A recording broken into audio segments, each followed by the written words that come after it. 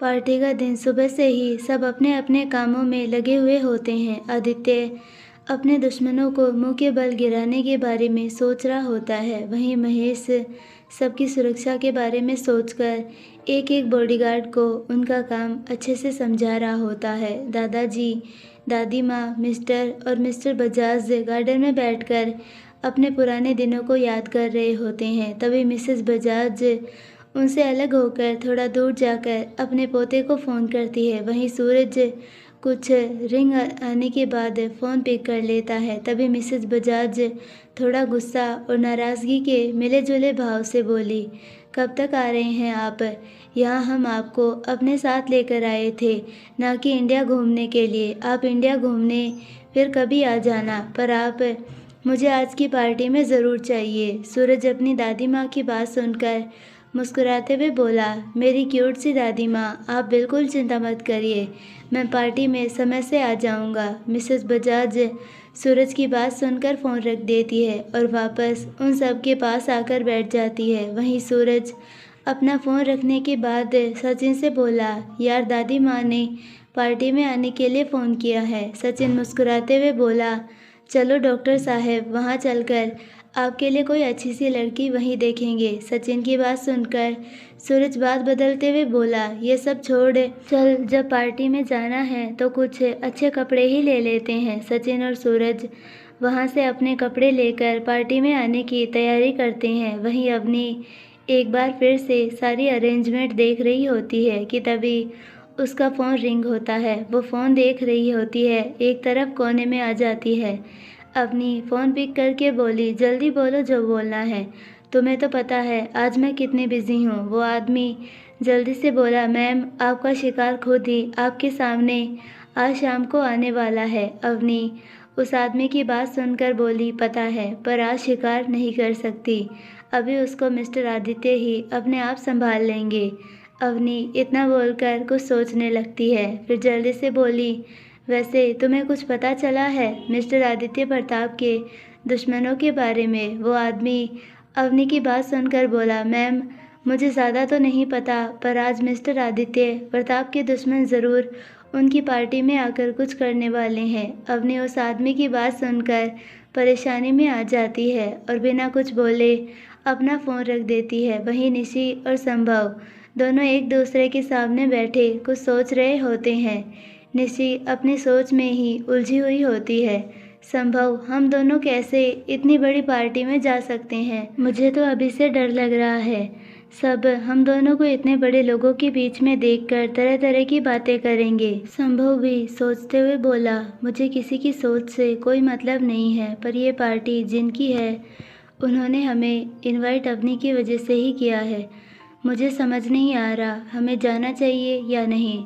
निशी कुछ सोचकर बोली, संभव, जब अवनी ने हम दोनों को इनवाइट किया है तो ज़रूर पार्थ को भी किया होगा। हम पार्थ से बात करते हैं। निशी की बात सुनकर संभव तुरंत फ़ोन लगा देता है। 2-3 रिंग जाने पर पार्थ फ़ोन उठा लेता है। पार्थ फ़ोन पिक करके बोला, क्या बात है जो आज मुझे फ़ोन लगाया है? ज़रूर निशी से फिर से झगड़ा किया होगा। संभव पार्थ की बात सुनकर चिढ़कर बोला, तो क्या मैं ऐसे ही फ़ोन नहीं मिला सकता अपने दोस्त को? और क्या मैं तुझे फ़ोन करने के लिए हर बार हमारा झगड़ा करूं? पार्थ मुस्कुराते हुए बोला, ज़्यादा बनने की ज़रूरत नहीं है, तू भी बहुत अच्छे से जानता है फ़ोन पर बात तभी करता है जब तुझे मेरी कोई हेल्प चाहिए होती है। तो अब बता, क्या परेशानी हो गई है? संभव बिना बात घुमाए बोला, यार वो अवनी ने आज जो मिस्टर आदित्य के घर पर पार्टी हो रही है वहाँ मुझे और निशी को बुलाया है, और तुझे भी उसने ज़रूर बुलाया होगा। मैं और निशी सोच रहे हैं हमें वहाँ जाना चाहिए या नहीं। पार्थ संभव की बात सुनकर बोला, बस इतनी सी बात है, जब उसने तुम दोनों को खुद फ़ोन करके बुलाया है तो तुम्हें ज़रूर जाना चाहिए। तभी बीच में निशी बोली, पर पार्थ तुम तो जानते हो वहाँ पर सब कितने बड़े बड़े लोग होंगे, सब लोग क्या सोचेंगे हमारे बारे में? पार्थ समझाते हुए बोला, कोई कितना भी बड़ा क्यों ना हो, हमें उनसे मतलब नहीं होना चाहिए, हमें तो हमारी अवनी से मतलब है। और तुम्हें पता है ना, अगर हम नहीं गए तो वो हमसे बहुत ज़्यादा नाराज़ हो जाएगी। पार्थ की बात सुनकर संभव और निशी एक दूसरे को देखते हुए बस हाँ बोलते हैं। पार्थ उन दोनों की भावनाओं को अच्छे से समझ रहा होता है, इसीलिए वो उन दोनों से बोला, तुम दोनों टाइम पर रेडी रहना, मैं तुम दोनों को पिक करने आऊँगा, फिर हम तीनों साथ में ही चलेंगे। पार्थ की बात सुनकर दोनों के चेहरे पर थोड़ी राहत आ जाती है। पार्थ फ़ोन रखकर अपने आप से बोला, आज सही समय है सबको अवनी की और मेरी हकीकत बताने का। इतना बोलकर वो अपना फ़ोन में काम में लग जाता है। वहीं कब दिन से शाम हो जाती है पता ही नहीं चलता। अवनी सबके कपड़े उनके कमरे में रखवा कर खुद तैयार होने अपने कमरे में चली जाती है। अवनी आदित्य की पसंद की ड्रेस पहनकर मुस्कुराते हुए अपने आप को शीशे के सामने देखती है और मुस्कुराते हुए अपने आप से बोली, कहना पड़ेगा आदित्य आपकी पसंद बहुत अच्छी है। इतना बोलते हुए अवनी आंखों में काजल लगाने लगती है। अवनी पूरी तैयार होकर अपने आप को शीशे में देखकर मुस्कुरा रही होती है, पर कुछ याद आते ही उसकी मुस्कुराहट अपने आप चली जाती है। अवनी शीशे में दिख रहे अपने प्रतिबिंब को देखकर अपने आप से बोली, अवनी क्या सच में तुझे इस पार्टी में होना चाहिए? तू तो जानती है इस पार्टी में संजय राठौड़ आ रहा है, जो आदित्य का बहुत बड़ा दुश्मन है और जो तुझे अपना बनाने के लिए तुझे पागलों की तरह कब से हर तरफ ढूंढ रहा है। अवनी कहीं तेरी वजह से तू आदित्य और संजय की दुश्मनी में आग में घी डालने का काम ना कर दे। जब संजय तुझे आदित्य के साथ देखेगा तो पता नहीं क्या होगा। अवनी अपने मन के सवाल का खुद जवाब देते हुए बोल रही होती है, कुछ नहीं होगा, मुझे मेरे आदित्य पर पूरा भरोसा है। वो संजय राठौड़ को कभी नहीं कुछ भी नहीं करने देगा। एक बार फिर अवनी के मन में अवनी ने खुद से सवाल किया, हाँ मानती हूँ अवनी, वो तुझे क्या किसी को कुछ नहीं होने देगा, पर अगर इस बीच उसे कुछ हो गया तब क्या होगा? अवनी ये सब बात सुनकर थोड़ा गुस्से से बोली, आदित्य को कोई कुछ नहीं कर सकता, आदित्य को कुछ नहीं होगा। अवनी के रहते आदित्य को कोई कुछ नहीं कर सकता, कुछ नहीं होगा आदित्य को। इतना बोलते बोलते अवनी की आंखों में नमी आ जाती है। वो जल्दी से अपने आप को संभाल कर किसी को फ़ोन करती है। अवनी शांति से बोली, जो तुम्हारे पास संजय राठौड़ के खिलाफ सबूत है वो सब तुम पुलिस को दे देना, और हाँ, जितना हो सके उतना उन सब को चारों तरफ फैला देना। और याद रहे, सब काम करके उसके यहाँ पार्टी में आने के बाद तुम करोगे। वो आदमी सारी बात सुनकर बोला, मैम वो सबूत इतने दमदार नहीं है जो संजय राठौड़ को ज़्यादा देर तक रोक सके। अवनी शून्य भाव से बोली, मैं उसे रोकना भी नहीं चाहती हूँ, बस आज की पार्टी में वो मुझे और मिस्टर आदित्य को साथ देखकर किसी को नुकसान ना पहुँचाते। वो आदमी अवनी की बात समझकर बोला, मैम फिर क्यों ना मैं वो सब चीज़ अभी ही लीक कर देता हूँ जिसकी वजह से संजय राठौड़ पार्टी में आ ही नहीं पाएगा। अवनी थोड़ा गुस्से से बोली, जितना बोला है उतना ही हो जाना चाहिए। इतना बोलकर अवनी फ़ोन रख देती है। अवनी फ़ोन रखने के बाद अपने आप से फिर से बोली, आदित्य ने तो कुछ सोचा ही होगा संजय राठौड़ के लिए। वो सोच ही रही होती है कि तभी उसके रूम का दरवाज़ा ओपन होता है। अवनी रूम का डोर ओपन होते ही वहीं देखती है तो वहाँ पर आदित्य खड़ा होता है, जो अवनी को ही एकटक देख रहा होता है। अवनी आदित्य को अपनी तरफ इस तरह इंटेंस नज़रों से देखता पाकर शर्माने लगती है। उसके दोनों गाल अपने आप एकदम लाल हो जाते हैं, पर आदित्य अभी भी एकटक अवनी को देख रहा होता है। अवनी आदित्य से बोली, ऐसे क्या देख रहे हैं आप? अवनी बड़ी मुश्किल से इतना ही बोल पाती है। आदित्य अवनी के करीब आने लगता है। आदित्य को अपने करीब आता देखकर अवनी की सांसें तेज़ होने लगती है। वो धीरे धीरे पीछे होने लगती है। वहीं आदित्य अवनी के करीब आकर तुरंत उसे अपनी बाहों में ले लेता है और बिना देरी किए अपने होठ अवनी के होठों पर रख देता है। आदित्य की किस करने से अवनी की आंखें अपने आप बंद हो जाती है। आदित्य धीरे से अवनी के होठों को छोड़कर बोला, आज पूरी पार्टी में तुम बस मेरे साथ रहोगी।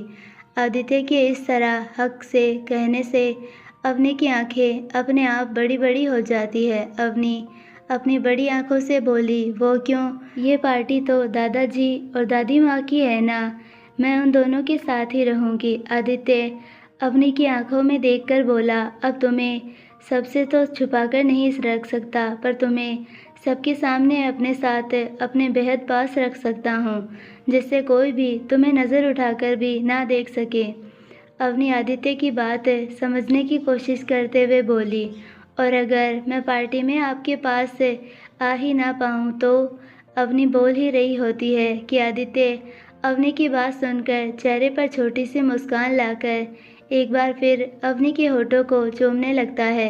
फिर अवनी के कान में कहा, अगर तुम पास नहीं आई तो कोई भी बात नहीं, मैं तुम्हारे पास तो आ सकता हूँ। इतना बोलकर अपनी एक आंख दबा देता है। वहीं अवनी आदित्य की बात सुनकर हल्के से आदित्य की चेस्ट पर मारते हुए बोली, आपको नहीं लगता आप बहुत ज़्यादा बेशर्म हो रहे हैं आदित्य? इतना बोलकर अवनी अपने दोनों हाथ आदित्य के गले में लपेटकर बोली, आपको मेरे पास आने की कोई ज़रूरत नहीं है, मैं खुद पार्टी में आपका हाथ थाम कर चलूँगी। इतना बोलते हुए अवनी आंखों में काजल निकालकर आदित्य के कान के पीछे भी लगा देती है। आदित्य अवनी से बोला, ये क्या कर रही हो बच्चा? अवनी वापस से आदित्य के गले में अपनी बाहें डालकर बोली, आप पर कोई अपनी गंदी नज़र ना लगाए, इसीलिए लगा रही थी। इतना बोलकर अवनी के मन में कई बार आदित्य के साथ जाने ना जाने की कश्मकश फिर से चलने लगती है। वहीं आदित्य जब अवनी को कहीं खोया देखता है तो अवनी का हाथ पकड़कर बोला, चलो अब सब पार्टी में हमारा इंतज़ार कर रहे हैं। असल में आदित्य अवनी की उलझन को समझ रहा होता है, क्योंकि कल आदित्य भी यही सोचता है कि वो अवनी को अपने से दूर रखेगा, जिससे संजय अवनी पर ज़्यादा ध्यान ना दे। पर आदित्य अब अपनी लाइफ अवनी के साथ जीना चाहता है, इसीलिए वो चाहता है सब उसे अवनी के साथ देखें और वार करें, और आदित्य उसी चीज़ का फ़ायदा उठाकर इस बार दुश्मनों को हमेशा के लिए अपने रास्ते से साफ कर दे। मतलब इस बार दुश्मनी आर पार की हो और वो हमेशा की तरह उन सबको मात देकर अपनी फैमिली और अवनी के साथ आराम से रहे। अवनी ने पार्टी हॉल को बहुत खूबसूरती से सजाया होता है। पूरा hall black and white, red और गोल्डन कलर से सजा होता है। जहाँ दादाजी और दादी माँ बैठने वाले होते हैं, वहाँ का पूरा हिस्सा बस गोल्डन और रेड कलर से सजाया होता है, और सीलिंग और चारों तरफ उसी तरह के गुब्बारे भी लगाए होते हैं। अवनी ने हर चीज़ सोच समझकर तैयार की होती है। जैसे जहाँ दादी माँ और दादाजी बैठने वाले होते हैं, वहाँ उसने बस वो दो कलर ही रखे होते हैं, लाल कलर जो दादी माँ के जीवन में ऐसे ही प्यार लेकर आए, वही गोल्डन कलर जो उनके बीच हमेशा इस प्यार का मैजिक उन दोनों के बीच हमेशा रखे। और गोल्डन कलर में वो गिल्टर जो चमक रहे हैं, वैसे ही दादाजी और दादी माँ हमेशा हंसते और खिलखिलाते ऐसे ही हमेशा साथ रहे। वही अवनी के बाकी के पूरे हॉल को ब्लैक, वाइट और रेड रंग से सजाया होता है। वहाँ उसका मानना था ब्लैक कलर जैसे हर कलर को अपने में मिलने पर अपना काला रंग नहीं छोड़ता। ठीक वैसे ही दादाजी और दादी माँ के जीवन में आगे कितना भी दर्द या तकलीफ़ हो, वो उनकी खुशियों से भरी ज़िंदगी में आने पर कभी अपनी खुशियाँ ना छोड़े, पर जब भी वो दोनों ऐसे ही हंसते और खुश रहें। वहीं वाइट कलर जैसे किसी भी कलर में मिलने पर अपने आप को भूल जाता है। ठीक वैसे ही दादाजी और दादी माँ के जीवन में जब तकलीफ़ आए, वो उनकी खुशियों में मिलकर अपना दर्द कहीं खो दे। वहीं अवनी ने पार्टी की थीम भी ब्लैक और वाइट और रेड कलर रखी होती है, जिससे दादाजी और दादी माँ को अपने वो पुराने दिन याद आ जाए, जहाँ ब्लैक और वाइट उनको पुराने समय की याद करवाएगा। वहीं रेड कलर उनके लिए प्यार का प्रतिबिंब बनेगा। असल में पहले के समय में कोई इतना रंगों के बारे में नहीं जानता था। पहले बस ब्लैक और वाइट ही होते थे और एक लाल रंग जो प्यार का प्रतीक माना जाता था। इसी वजह से अवनी ने ये सब उसी हिसाब से किया होता है। धीरे धीरे मेहमान पार्टी हॉल में आ रहे होते हैं। इसी वजह से उन सब मेहमानों को रेखा जी और महेंद्र जी प्रताप परिवार की तरफ से अटेंड कर रहे होते हैं। रेखा जी ने रेड और वाइट रंग की साड़ी पहनी होती है जो उनको बेहद खूबसूरत बना रही होती है। वहीं महेंद्र अंकल ने वाइट रंग की टी शर्ट के साथ ब्लैक कोट पैंट पहने होते हैं। रेखा जी और महेंद्र जी साथ में बहुत ज़्यादा अच्छे लग रहे होते हैं। वहीं सारे मेहमान सजावट की बहुत तारीफ कर रहे होते हैं। आदित्य ने मीडिया को पार्टी में आने के लिए एकदम से मना कर दिया था, जिसकी वजह से ये बात बहुत बड़ी न्यूज़ बनी होती है कि क्यों मिस्टर आदित्य प्रताप सिंह ने मीडिया के रिपोर्टर्स को पार्टी में आने के लिए मना किया है। इसी वजह से मीडिया के लोग मिस्टर आदित्य प्रताप के विला के बाहर से ही न्यूज़ कवर कर रहे होते हैं। असल में आदित्य ने मीडिया को पार्टी में इसीलिए आने नहीं दिया क्योंकि वो नहीं चाहता था कोई भी उसे और अवनी को साथ देखकर कैसे भी सवाल करे या फिर उन पर सवाल उठाए, और ना ही आदित्य अभी अवनी को किसी के सामने आने देना चाहता था। वहीं मीडिया वालों के रिपोर्टर्स आने वाले मेहमानों से तरह तरह के सवाल पूछ रहे होते हैं, पर मेहमान भी जितना जानते उतना बताकर मुस्कुराते हुए अंदर चले जाते हैं। उन सबको मिस्टर आदित्य का मीडिया को अंदर ना बुलाने के बारे में जानने का बहुत उत्साह होता है। वहीं पार्टी में बहुत से मेहमान आ चुके होते हैं, जिसमें से कुछ आदित्य के दुश्मन भी होते हैं। चारों तरफ रिपोर्टर्स अपने अपने तरीके से कैमरामैन के सामने अब तक की सारी रिपोर्ट बना रहे होते हैं और बहुत की बातों को खुद ही नमक मिर्ची लगाकर दिखा और बता रहे होते हैं। तभी वहाँ पर 4 से 5 गाड़ियाँ काफिले वेला के सामने आकर रुकता है।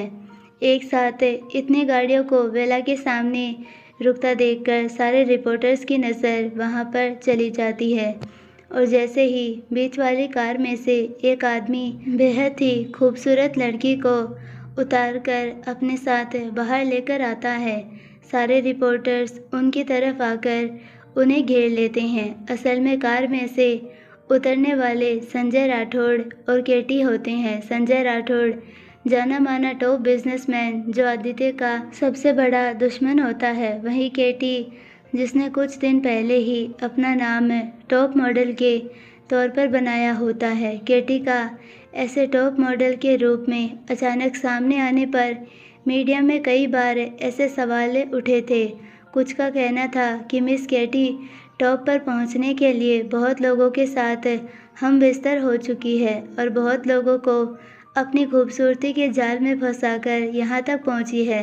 उस समय केटी ने इस बात को गलत बोलकर अपनी लगन और मेहनत से उस मुकाम पर पहुँचने की बात कही थी, पर आज अचानक मिस्टर राठौड़ के साथ केटी को इतने अच्छे कपड़ों में यहाँ उनके साथ आना फिर एक बार चर्चा का बड़ा मुद्दा बन चुका होता है। वहीं कुछ रिपोर्टर्स संजय राठौड़ से उनके और मिस्टर आदित्य प्रताप के बीच के रिश्ते के बारे में पूछते हैं। संजय उन सब रिपोर्टर्स को एक नज़र देखकर केटी की तरफ खुली पतली कमर पर हाथ डालकर अंदर चला जाता है और सारे रिपोर्टर्स भी हर तरफ से संजय और केटी की पिक लेकर अलग अलग बात कर न्यूज़ बना रहे होते हैं। संजय और केटी जब पार्टी में अंदर चले जाते हैं तो रिपोर्टर्स केटी, संजय और केटी की तरह तरह की बात करते हैं। कोई कहता है ज़रूर मिस केटी को यहाँ तक पहुँचने में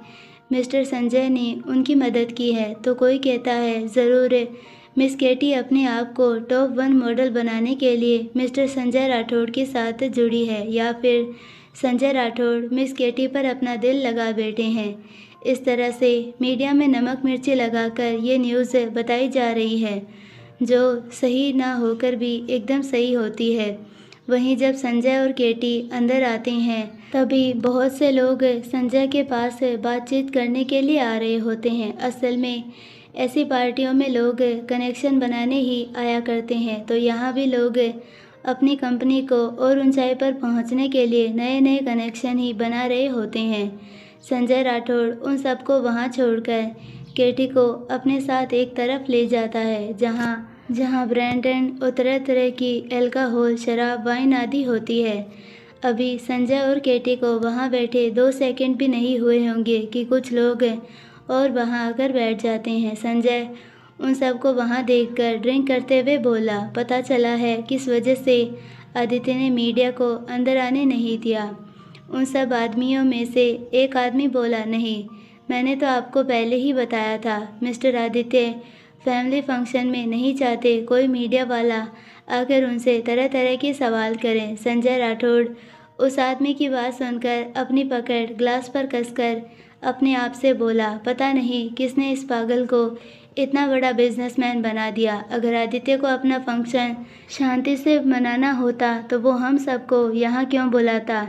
ज़रूर कुछ और बात भी है। वो कुछ सोचकर सबकी तरफ देखकर बोला, सब यहाँ मत रहो, तुम सब भी अपनी पार्टी एंजॉय करो, वरना कोई हम सबको एक साथ देखकर समझ जाएगा कि हम सब कुछ ना कुछ प्लान कर रहे हैं। संजय के इतना बोलते ही सब आदमी वहाँ से चले जाते हैं। बस एक इंसान वहाँ बैठा होता है। केटी भी वहाँ की चकाचौंध देखकर हैरान हो जाती है, इसीलिए वो भी वहाँ से उठकर जाने लगती है। पर तभी संजय केटी का हाथ खींचकर अपने बेहद करीब करके उसके होठों को चूमने लगता है। काफ़ी देर केटी के होठों का रस चूसकर संजय उसके होठों को हल्के से काटकर छोड़ देता है। फिर केटी की आंखों में देखकर बोला, याद रखना मैं तुम्हें यहाँ क्यों लेकर आया हूँ।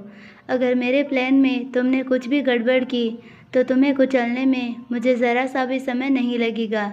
इतना बोलते हुए वो अपने होठ साफ कर लेता है। वहीं केटी अपने होठों पर अपनी जीभ फेरकर बोली, मेरे रहते मैं अपना काम अधूरा नहीं छोड़ सकती। इतना बोलकर खुद ही आगे बढ़कर संजय के होठों को चूस लेती है और फिर वहाँ से चली जाती है। जो आदमी संजय के पास बैठा होता है वो बस सब कुछ सुन और देख और समझ रहा होता है। वहाँ से जाती वो उस लड़की को देख रहा होता है और बोला, आपने सही लड़की चुनी है, हमारे जाल में एक बार फंस जाए। और जब जैसे ही संजय राठौड़ से बोला, इस प्लान के लिए बस अब किसी तरह आदित्य फिर वो ऐसा फंसेगा कि कभी उससे बाहर ही नहीं आ पाएगा। इतना बोलकर वो मक्कारी से मुस्कुरा देता है। वो आदमी बोले जा रहा होता है और संजय एक के बाद एक ड्रिंक कर रहा होता है। तभी आदित्य अवनी को अपने साथ लेकर पार्टी हॉल में आ जाता है। आदित्य और अवनी को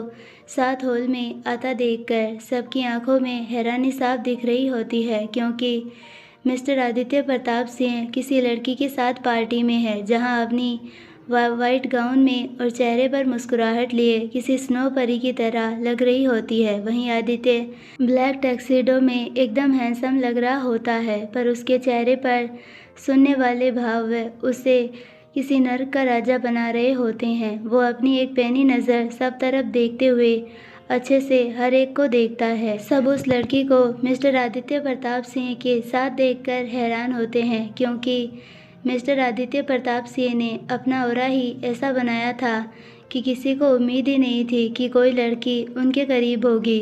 सब आपस में खुसर फुसर कर रहे होते हैं कि ये लड़की कौन है, क्या करती है, बैकग्राउंड क्या है, क्या उनमें से किसी ने पहले भी कभी अवनी को कहीं नहीं देखा होता है।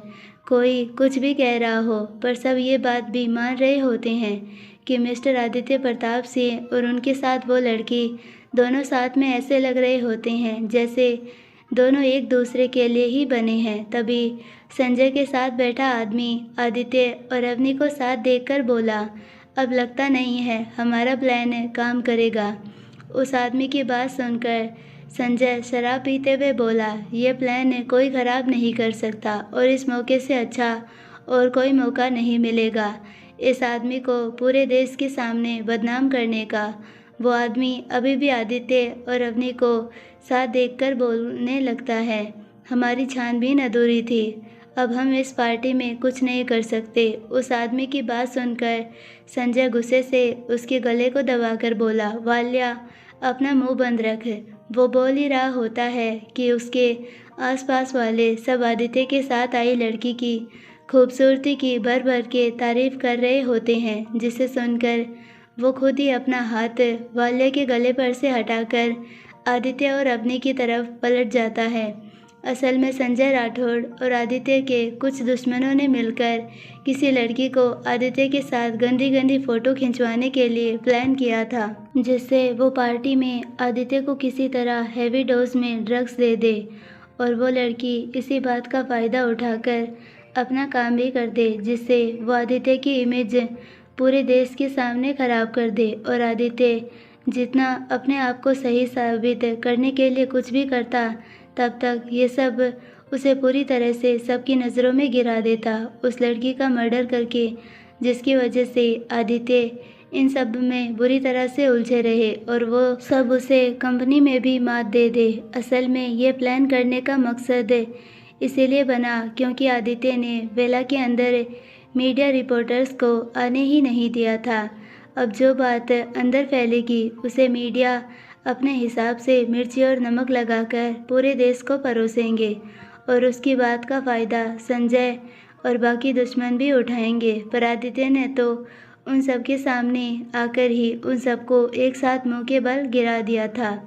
अवनी जब से आदित्य के साथ पार्टी में आई होती है, तब से ही उसकी नज़रें पार्थ, संभव और निशी को देख रही होती है, पर वो लोग अभी तक पार्टी में नहीं आए होते हैं। पर जैसे ही वो आदित्य के साथ वाली लड़की को देखने लगता है, वैसे ही वो लड़की दूसरी तरफ पलट जाती है, जिसकी वजह से संजय बस उसका बैक ही देख पाता है। असल में अवनी हर तरफ पार्थ, संभव और निशी को देख रही होती है। तभी पार्टी में दादी माँ और दादाजी मिस्टर और मिसेस बजाज के साथ आते हैं, इसलिए अवनी मुस्कुराते हुए उनके पास आ जाती है और ये सब ठीक उसी समय होता है जब संजय राठौड़ आदित्य के साथ आई लड़की को देखने के लिए पलटता है।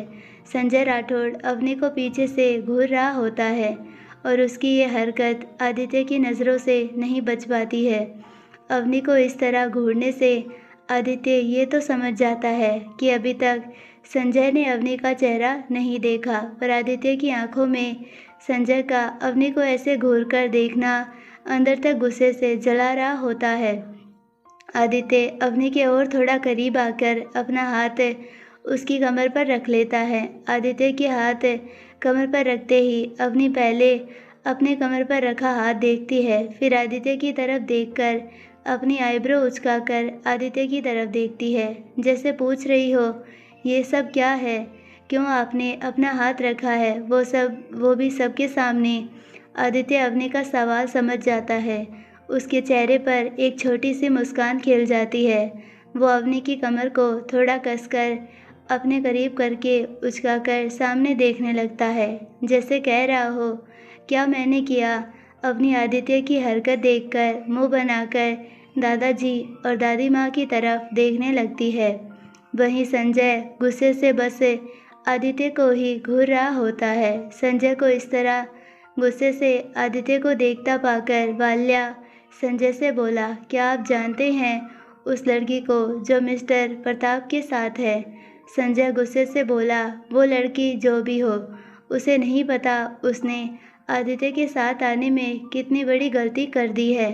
अब मौत हमेशा उसके पीछे ही रहेगी। इतना बोलकर शातिर मुस्कान उसके चेहरे पर आ जाती है। तभी संजय के फ़ोन पर एक फ़ोन आता है। वो फ़ोन उठाकर कान के पास लगा लेता है। तभी वहाँ से एक रौबदार आवाज़ में एक आदमी बोला, तुमसे अब तक वो ढूंढा नहीं गया, तुम कुछ काम के नहीं हो, एकदम निकम्मे हो। संजय उस आदमी की बात सुनकर बोला, डैड मैंने मेरे आदमी लगा दिए हैं, आप चिंता मत कीजिए, लगा लेंगे हम बहुत जल्द पता। वो आदमी चिल्लाकर बोला, तुम्हारे आदमी वो सब भी बिल्कुल तुम्हारी तरह ही निकम्मे हैं, मैंने ढूंढ लिया है।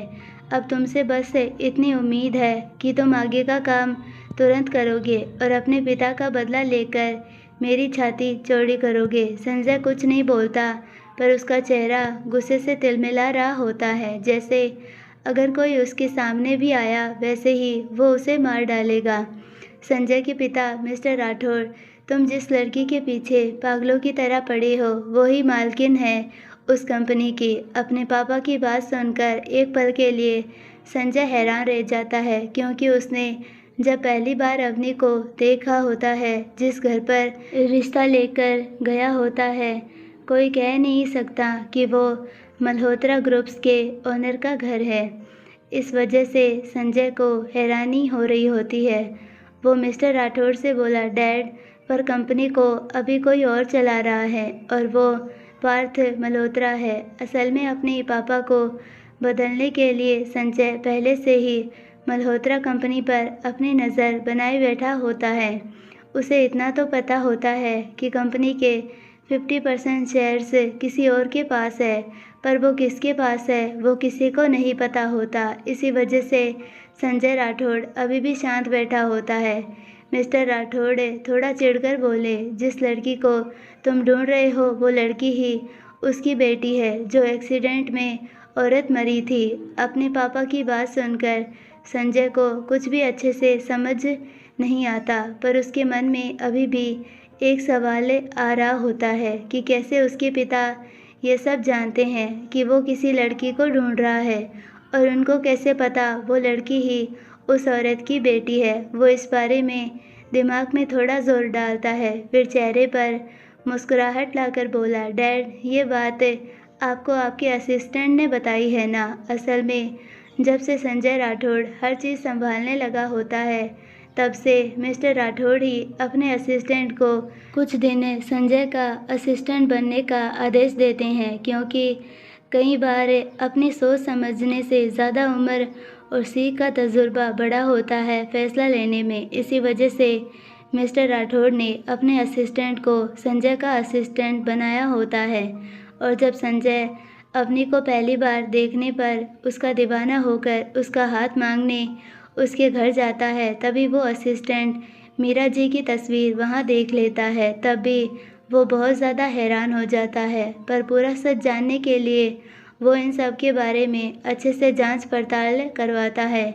और जब सब कुछ सुलझ जाता है तो वो मिस्टर राठौड़ को सब बता देता है। अपने बेटे की बात सुनकर मिस्टर राठौड़ थोड़ा नरम होकर बोले, मुझे जल्दी से वो पूरी कंपनी अपने नाम चाहिए। इतना बोलकर वो फ़ोन काट देते हैं। वहीं संजय फ़ोन रखने के बाद एक बार फिर आदित्य और अवनी की तरफ देखने लगता है, जहां अब तक दादाजी और दादी माँ ने अपनी 75वीं सालगिरह का केक काटकर पार्टी स्टार्ट कर दी होती है। सारे मेहमान दादी माँ और दादाजी के पास आकर उनकी सालगिरह की शुभकामनाएं दे रहे होते हैं, तो संजय भी अपने हाथ में वाइन का भरा ग्लास लेकर उस तरफ आ जाता है। दादी माँ अवनी की तरफ देखकर बोली, अवनी, तुम्हारे उधर से अब तक कोई नहीं आया क्या? दादी माँ की बात सुनकर अवनी ना में अपना सर हिलाकर बोली, दादी माँ, अब तक नहीं आए हैं, बस आते ही होंगे। इतना बोलकर वो पलटकर एक बार फिर से चारों तरफ देखने लगती है। अवनी के पलटते ही संजय की नज़र अवनी के चेहरे पर जाती है। जैसे ही संजय अवनी भी वहाँ आदित्य के साथ देखता है, उसका खून बुरी तरह अंदर तक खोलने लगता है। संजय के हाथ में जो वाइन का ग्लास होता है, उस पर उसकी पकड़ मजबूत हो जाती है और वो ग्लास उसके हाथ में ही टूट जाता है। जैसे ही संजय के हाथ में ग्लास टूटता है, वैसे ही आदित्य और अवनी की नज़र एक साथ संजय पर जाती है। संजय उन दोनों को अपनी तरफ देखता पाकर गुस्से से एक नज़र दोनों को देखकर आदित्य की तरफ देखते हुए अपने हाथ में टूटे हुए ग्लास को ज़ोर से दबा देता है और चेहरे पर मुस्कुराहट लाकर अपने हाथ में जैसे ही आदित्य की तरफ देखता है, जो हाथ में कांच होता है, वो टुकड़ों को वहाँ पर फेंक देता है। मैं अब तुम्हें ठीक इन्हीं टुकड़ों की तरह मसल कर फेंक दूंगा। अवनी संजय को इस तरह देखकर डरती तो नहीं है, पर उसकी पकड़ आदित्य के उस हाथ पर कस जाती है जो अवनी की कमर पर आदित्य ने रखा होता है। वहीं आदित्य बिना किसी भाव से बस संजय को ही देख रहा होता है। संजय अवनी और आदित्य के पास आकर अपने चेहरे पर मुस्कुराहट लाते हुए बोला, मिस्टर आदित्य प्रताप सिंह, मेरा नाम तो जानते हो ना, संजय राठौड़। हमेशा याद रखना, पता है ना, जो चीज़ मैंने अब तक हासिल करनी चाहिए वो तुमने हर बार मुझसे पहले ही ले ली। जहाँ मैंने एक गरीब लड़की को पाने के लिए ज़बरदस्ती ना करके आराम से पाना चाहा, उसे भी तूने अपना बना लिया। फिर चेहरे पर गुस्से वाले भाव लाकर अवनी की तरफ देखकर बोला, वरना तुम जैसी लड़की कभी समझ भी नहीं पाती मैं कब तुम्हारे साथ क्या कर जाता। असल में संजय राठौड़ जब भी किसी लड़की की खूबसूरती देखकर आकर्षित होता तो वो उस लड़की को किसी भी तरह अपने बिस्तर पर ले ही आता था। अगर लड़की बिना नाक नुकुर से मान जाती है तो वो उसके साथ रात भर मज़े कर उसे बहुत सारे पैसे दे देता था।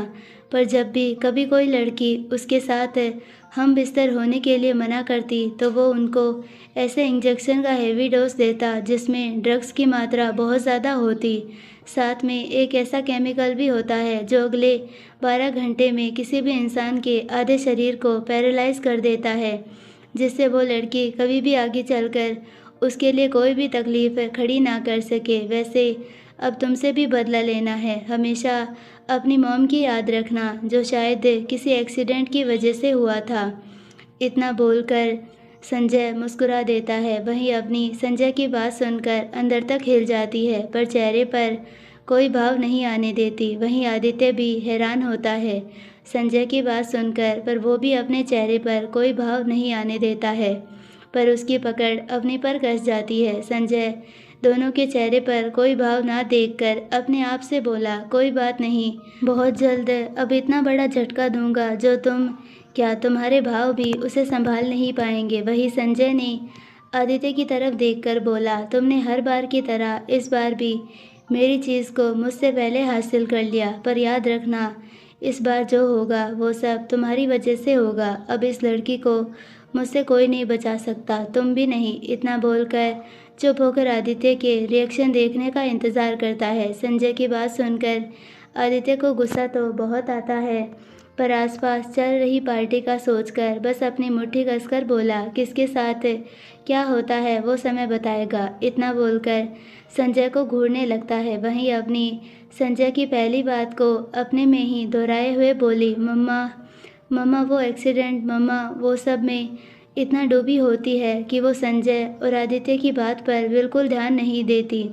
वहीं संजय जैसे ही आदित्य की बात पर कुछ बोलने वाला होता है, वैसे ही उसके फ़ोन पर किसी का फ़ोन आता है। फ़ोन पर नाम देखकर एक नज़र आदित्य को देखकर फ़ोन पर कान लगा लेता है, पर वहाँ से कुछ ऐसा बोला जाता है जिसे सुनकर वो फ़ोन रखकर झूठी मुस्कान चेहरे पर लेकर बोला, बहुत जल्द मिलते हैं तुम्हारी बर्बादी पर, और याद रहे इस बार तुम ज़रूर हारोगे। इतना बोलकर वो पार्टी से बाहर चला जाता है। असल में संजय राठौड़ के पास अपने किसी आदमी का फ़ोन आया होता है जो संजय को ये बताता है कि उसके जो गैर कानूनी काम इस शहर की कंपनियों में चल रहे होते हैं उन सब में आग लगकर कई सारे हादसे हो गए हैं और कई पर पुलिस ने छापे भी मारे हैं, जिससे बहुत चीज़ें रंगे हाथ पकड़ी गई है, जिसके चलते पुलिस उससे पूछताछ करने के लिए ढूंढ रही है। संजय उस आदमी की बात सुनकर इस वजह से पार्टी में से तुरंत चला जाता है। वहीं संजय के वहां से चले जाने पर आदित्य अवनी को अपनी तरफ करके हिलाने लगता है। आदित्य के हिलाने से अवनी अपने होश में आती है, पर उसकी आंखों से एक आंसू गाल पर ही लुढ़क जाता है।